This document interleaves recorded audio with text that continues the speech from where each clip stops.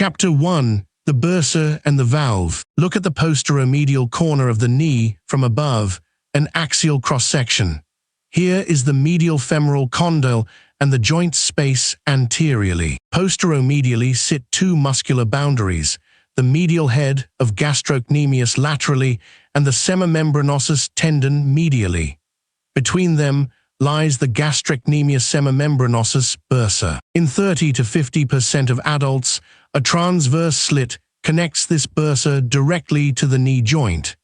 Now watch what happens when the joint is injured. A meniscal tear, most commonly the posterior horn of the medial meniscus, or cartilage wear, creates a chronic effusion under intra-articular pressure. With each cycle of knee flexion and extension, intra-articular pressure forces synovial fluid through the slit into the bursa. But on return, the capsular fold acts as a one-way valve, the Lindgren and Rauschning mechanism trapping fluid.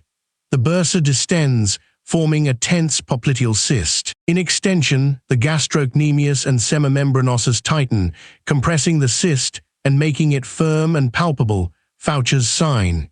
In flexion, the muscles relax and the cyst softens. Imaging confirms the anatomy that dissection proves. On the left, an axial fluid-sensitive magnetic resonance image, clearly demonstrating the communicating neck of the cyst, tracking precisely between the medial gastrocnemius muscle belly and the round semimembranosus tendon. On the right, arthroscopic inspection of the posteromedial capsule reveals the slit-like valve opening itself, a mobile capsular fold that lifts during joint pressurization to admit fluid into the bursa, then seals shut to prevent reflux back into the joint. 1979.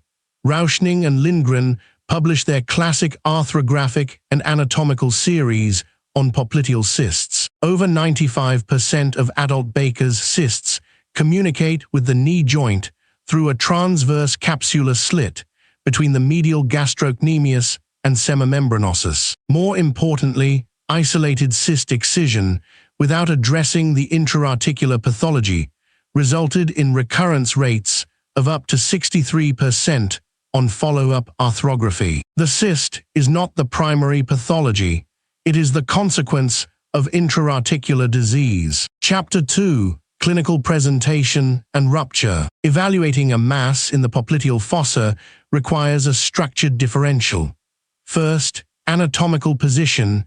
A true Baker's cyst is always posteromedial, between medial gastrocnemius and semimembranosus. A midline or lateral pulsatile mass is a popliteal artery aneurysm until proven otherwise.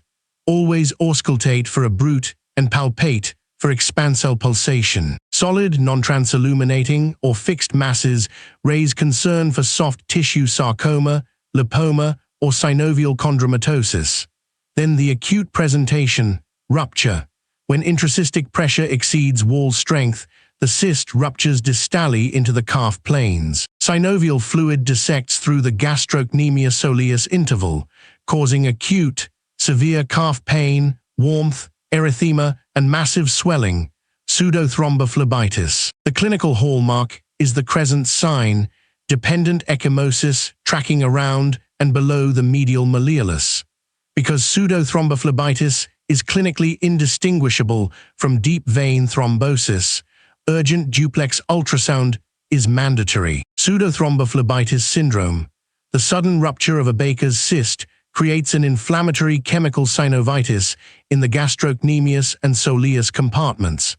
Acute pain, tenderness, and a positive Homan sign precisely mimic acute deep vein thrombosis. Look for the crescent sign, tracking of dependent ecchymosis beneath the medial malleolus. But never rely on examination alone. Emergency duplex Doppler ultrasound is required in every case to exclude true DVT or coexisting popliteal vein thrombosis. Rupture and dissection on cross-sectional imaging.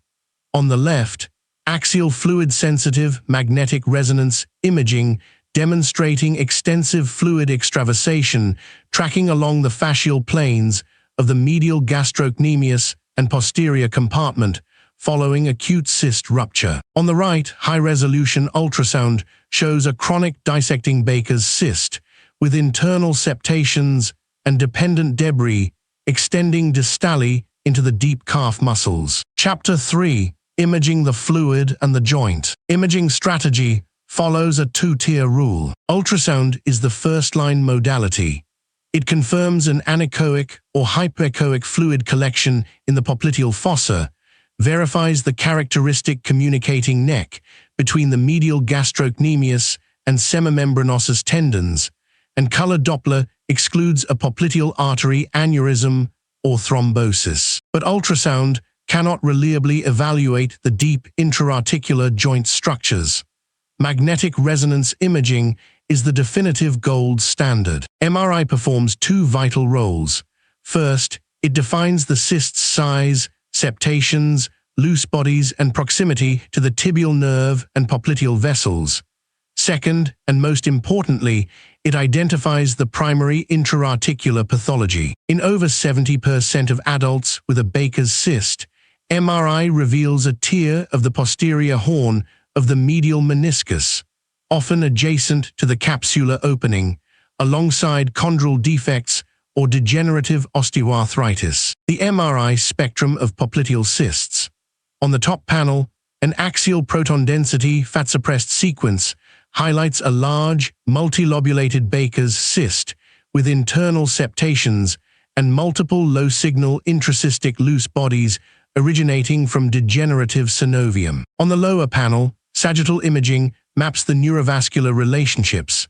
Notice how a tense proximal cyst wall abuts and flattens the popliteal vein and pushes against the tibial nerve, explaining why large, unyielding cysts occasionally present with distal venous stasis or tibial neuropathy. Chapter 4. Treatment. Address the cause. Management is dictated by one fundamental rule: treat the knee, not just the cyst.